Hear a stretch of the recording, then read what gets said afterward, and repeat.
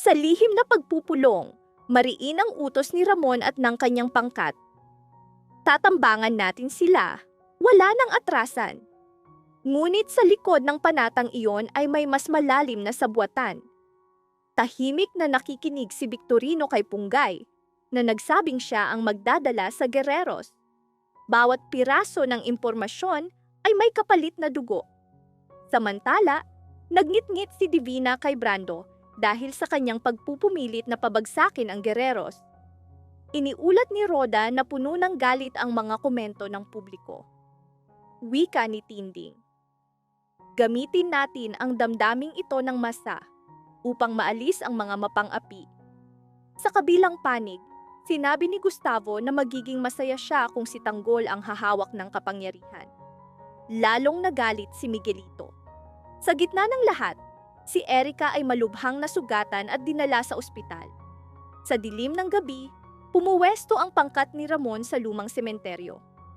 Mabigat ang bawat hakbang, hindi lamang sa pagod kundi sa bigat ng mga taon ng pagdanak ng dugo. Mahigpit ang hawak ni Ramon sa baril, ngunit mas mahigpit ang hawak niya sa galit sa dibdib. Wala nang balikan. Pulong niya, para bang kinukumbinsi ang sariling konsensya.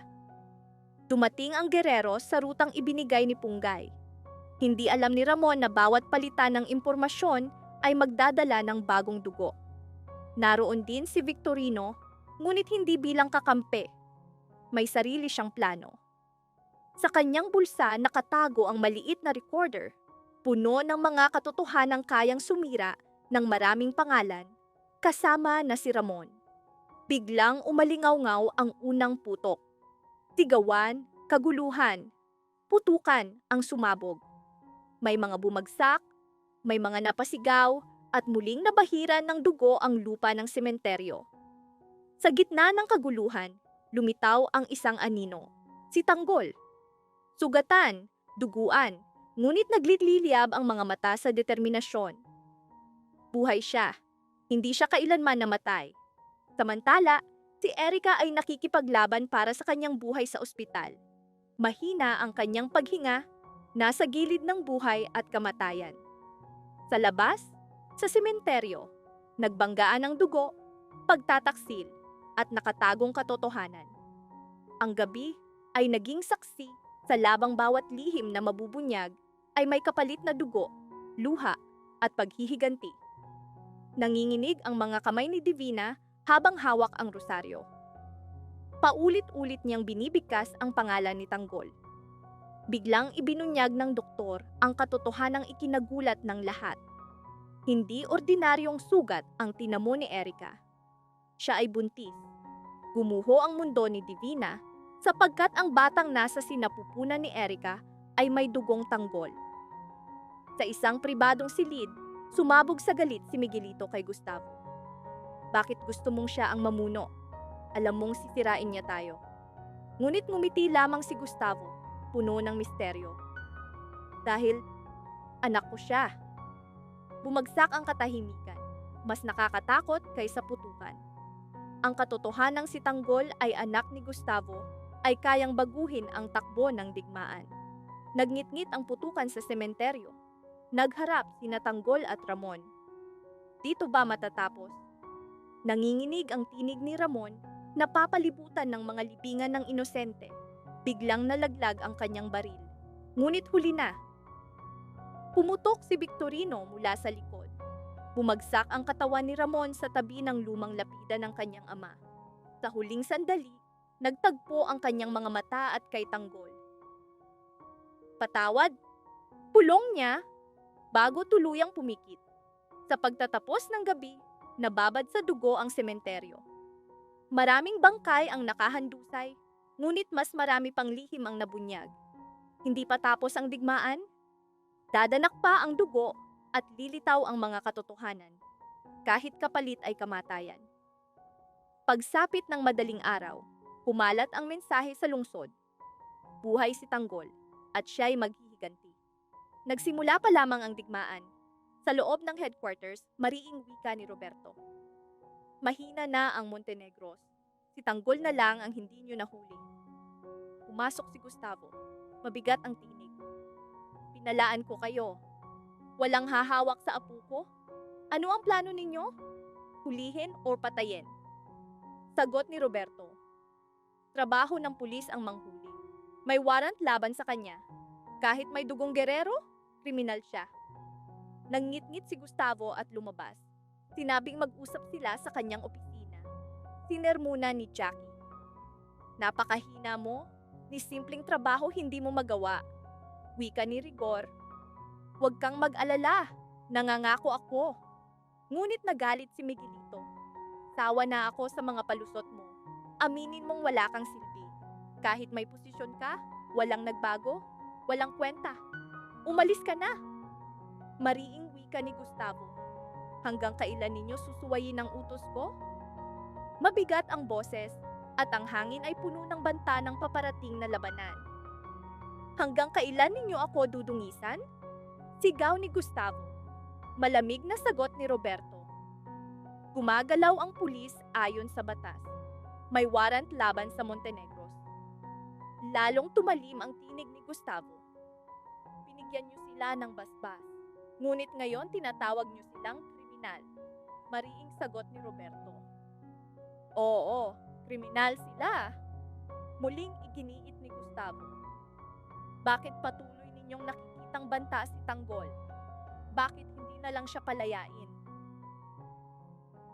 Magkita tayo sa susunod na video. Mag-subscribe kayo lahat, i-like ang video, at manatiling nakaantabay. Wala nang yaman ang Montenegros, wala na silang kapangyarihan. Ngunit sagot ni Miguelito, hanggat buhay si Tanggol, walang kapayapaan. Nagulat si Gustavo. Bakit walang kapayapaan? Malamig na wika ni Jackie. Dahil Montenegros sila, kapag ginusto nila, maaari silang bumangon muli, maghiganti. Pagmamayabang ni Miguelito. Patay na si Don Julio. Iyon ang ating tagumpay. Ngunit matapos ang mga salitang iyon, nanlamig ang silid. Ang katahimikan ay parang kutsilyong tumusok. Tinitigan ni Gustavo ang kanyang anak, hindi sa galit, kundi sa malamig na paghuhusga. Sigurado ka bang patay na siya? Mabigat ang tinig, puno ng banta. Ngumisi si Jackie. May bangkay, may papeles. Ano pa ang gusto mo? Biglang bumukas ang pinto. Pumasok si Rigor, duguan, hingal. May sumabog sa pier. Ngunit hindi si Don Julio ang bangkay. Isa itong bitag. Buhay siya. Nanigas si Miguelito na parang nilublob sa yelo. Ano ang sinasabi mo? Sigaw niya. Nanginginig ang tinig ni Rigor. Buhay si Don Julio at kasama niya si Tanggol. Sa dulong bahagi ng lungsod, mula sa usok ng pier, lumitaw si Tanggol. Sugatan, duguan, ngunit matatag ang mga mata. Sa kanyang tabi ang matandang Don Julio, bali ang paa ngunit hindi sumusuko. Sabi ko sa'yo, pulong ni Don Julio, hindi tayo basta nawawala. Mula sa anino lumitaw si Pilar, hawak ang baril. Paparating na ang mga tauhan ni Roberto. Babala niya. Tanong ni Tanggol, may oras pa ba tayo? Ngumiti si Don Julio. Sapat na oras upang yugin ang kanilang mundo. Sa headquarters, naghari ang kaguluhan. Biglang dumating ang utos, kinansela ang arrest warrant. Sumunod ang isa pang memo, dapat palitan ang target. Nagulat ang mga pulis. Pulong ni Roberto kay Jackie. May naglalaro sa loob, may nagbibigay ng basbas, may bumabawi. Ang mga sugat na iniwan ng kasinungalingan ay nagliyab na parang apoy. Hindi na ako tatakbo, sigaw ni Tanggol, sumugod ng buong tapang. Ngayon babayaran ninyo ang presyo. Kahit tinamaan ng bala sa balikat at napaluhod, muli siyang tumindig. Sa likod niya, umaling-aungaw ang sigaw ni Pilar. Isa sa kanila ang malubhang na sugatan. Sa opisina, bumalik si Gustavo. Nanginginig ang kamao. Nilinlang mo ako? Sigaw niya kay Roberto. Binasbasan mo ang kasinungalingan. Walang sagot si Roberto. Kapag buhay si Don Julio, mas nakakatakot ang lahat. Sumiklab sa galit si Miguelito. Ako na ang tatapos sa kanila. Hinawakan siya ni Jackie. Huwag kang bigla. May plano ako. Ngunit sa kanyang mga mata, may ibang lihim na nagkukuble. Biglang nagliwanag ang lahat ng screen. Live feed mula sa pier. Duguan ngunit nakangiti si Don Julio sa harap ng kamera. Sa mga nag-akala na patay na ako, narito ang katotohanan. Hindi kriminal ang Montenegros. Biktima kami ng sistemang binili ninyo. Ipinakita niya ang mga dokumento, pirma, account, pangalan. Kasama roon si Miguelito, isa pang pangalan. Si Jackie, sumabog ang opisina sa sigawan. Patayin ang feed, sigaw ni Miguelito. Ngunit huli na, sa huling eksena ng gabi, nagtagpo ang mga mata ni Tanggol at Gustavo sa screen. Isang tahimik na panata ang nabuo, wala nang pagtakbo. Ito'y digmaan ng katotohanan. Sa likod ng kamera nakatayo si Roberto, hawak ang telepono, kausap ang isang hindi nakikita. Simulan, utos niya. Kapag hindi natin sila mapigilan, lahat tayo'y lulubog.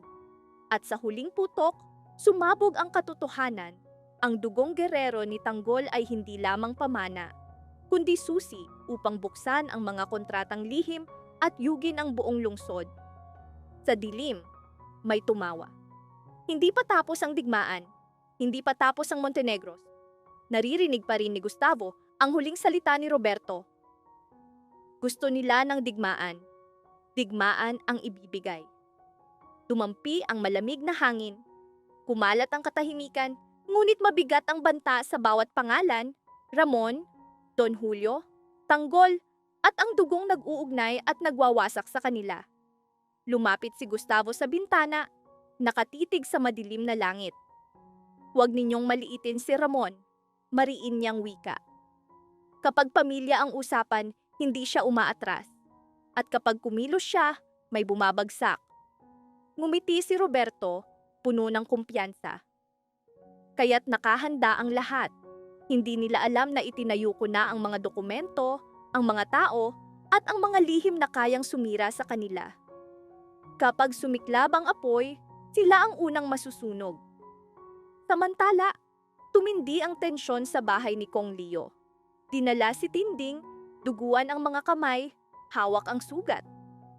Hindi lang sugat, may babala ako, bulong ni Roda. Nanigas ang mukha ni Kong Leo. Ano ang ibig mong sabihin? Tumitig si Punggay ng diretso. Gumagalaw na ang kampo ni Gustavo. May listahan na. Mga pangalan na dapat patahimikin. Nanginginig ang tinig ni Merites. Kasama sa listahan si Tanggol. Parang kumidlat sa silid. Walang nakapagsalita. Sa labas bumuhos ang ulan. Hudyat ng paparating na bagyo. Dito na kayo.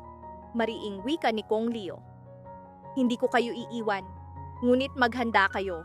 Hindi na ito politika. Nagsimula na ang digmaan. Sa kabilang panig ng lungsod, nagbangayan sina Santino at Rigor. Hindi makapaniwala si Santino. Ibig mong sabihin, huhulihin mo si Tanggol kahit alam mong inosente siya? Napabuntong hininga si Rigor. Anak, may mga utos na hindi maaaring suwayin. Kapag tumanggi tayo, tayo ang mawawasak. Halos sumigaw si Santino. Paano si Uncle David? Wala pa ring hustisya. At ikaw ang hepe. Sa unang pagkakataon, lumitaw ang takot sa mga mata ni Rigor. May mga papeles, pirma. Kapag lumabas, mas maraming buhay ang mawawala. Sa isang tagong lugar, nakatanggap ng mensahe si Tanggol. Babala, pangalan, oras. Dumating na ang panahon, bulong niya. Hindi na ako tatakbo. Kasama si Erica, mabilis siyang kumilos. Ngunit hindi nila alam, may nakamasid.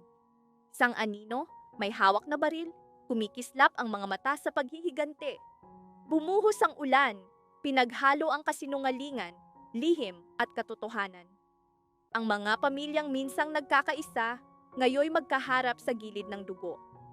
At sa gitna, naghihintay ang revelasyon, isang katotohanan na kayang yugin ang kapangyarihan ni Gustavo, baguhin ang posisyon ni Ramon, at basagin ang puso ni Santino. Gabing iyon, isang pagsabog ang bumasag sa katahimikan. Mula sa putok na iyon nagsimula ang digmaan na walang kasiguruhan sa kaligtasan.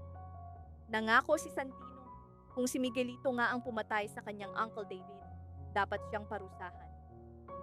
Mag-ingat ka, ama, sagot ni Rigor. Ikaw rin, huwag basta magtiwala. Tandaan mo, sila'y gereros. Mariing wika ni Roda. Lalong lumiit ang mundo ni Tanggol. Hindi siya palalayain ng gereros. Tugon ni Tinding. Dahil si Tanggol ang tunay na nagtagumpay, siya ang banta sa kanilang kapangyarihan. Dagdag ni Kong Leo. Mas lalong babagsak ang bigat sa kanya, lalo na't lumalabas ang korupsyon at lumalakas ang protesta. Ibinunyag ni Punggay na nahuli nila ang isa sa mga tauhan ng base, na umamin na inutusan siyang bombahin ang pagpupulong ni Tanggol at dayain ang resulta ng eleksyon. Wika ni Tess. Kapag nakapagpatotoo siya sa korte, malaking tulong iyon. Panata ni Punggay. Hindi ko titigilan ang investigasyon. Patutunayan kong si Tanggol ang tunay na nanalo. Mariing wika ni Kong Leo. Dahil kayo'y pules, tungkulin ninyo ang investigasyon sa presinto. Kami kikilos sa City Hall. Sama-sama nating ilalantad ang dumi ng gereros.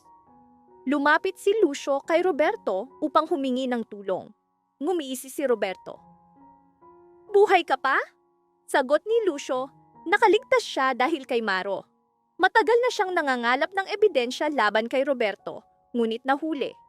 Sinundan siya sa bahay at nadiskubreng nagbibigay siya ng impormasyon sa kanyang anak na pulis at kay Tanggol. Nilipol ni Tanggol at ng kanyang pangkat ang mga tauhan ni Roberto. Wika ni Roberto. Bakit kanila pinabuhay?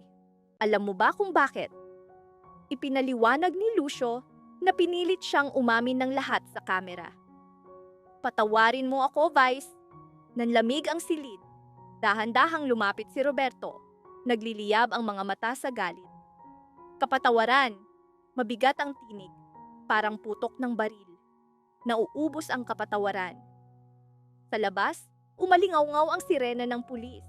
Gising na ang lungsod, handa sa pagsabog. Sa gitna ng ingay, kumalat ang isang sikretong video, isang pangalan, isang katotohanan na kayang yugin ang imperyo ng gereros. Sa presinto, ipinako ni Punggay sa dingding ang mga larawan, resibo, dokumento. Bawat piraso'y tumit sa madilim na bodega. Nagtipon si Tanggol kasama ang kanyang mga tapat na tauhan. Bumukas ang pinto, pumasok si Maro, anak ng pulis, dala ang buong salaysay ni Lucio. Mga pangalan, petsa, utos, lahat nakasulat. Pumikit si Tanggol, naalala ang babala ng kanyang ama. Huwag basta magtiwala. Ngunit paano kung ang katotohanan mismo ang sandata? Sa kabilang panig ng lungsod, hinila si Maro mula sa kanyang taguan. Akala mo makakatakas ka? Sigaw ng armadong lalaki. Duguan si Maro, ngunit nakangiti. Huli na kayo! Naipadala ko na ang lahat. Umalingaw-ngaw ang putok, lalong lumalim ang dilim ng gabi. Sa tirahan ni Roberto, patuloy ang takbo ng nakatagong kamera. Vice! Pagsusumamo ni Lucio. Kung may konsensya ka pa, ngunit agad siyang pinatahimik. Tumunog ang telepono ni Roberto. Live video! Biglang nagliwanag ang mga screen sa buong lungsod. Mukha ni Leo, malinaw ang tinig. Tahasang binanggit ang mga pangalan. Mga utos, petsa, pambubomba, pandaraya, pagpatay, lahat inilantad. Sumabog ang syudad sa sigawan. Sa presinto, kumilos ang mga pulis bilang isa. Operation Guerrero, utos ni Pe sa City Hall, nagliparan ang mga papel, nagtakbuhan ang mga tao. Sa bodega, mahigpit ang hawak ni Tanggol sa sandata. Ito na, pulong niya. Wala nang takas, ngunit sa huling sandali, may pagbabaligtad. Habang inaaresto si Roberto, ngumiti siya ng misteryoso. Hindi pa tapos. Bulong niya. Sa malayo, mabilis na tumakbo ang isang sasakyan. Sa loob si Roda, hawak ang pangalawang kopya. Liliit ang mundo ni Tanggol, bulong niya. Ngunit ngayon, kasama ka na sa akin. Sa harap ng kamera tumindig si Tanggol, pawisan, duguan. Hindi ito laban ng iilan, mariin niyang wika. Ito'y laban ng bayan. Ngunit sa likod ng kanyang tinig, may nakatagong panganib, isang pangalan, isang anino, handa sa paghihiganti.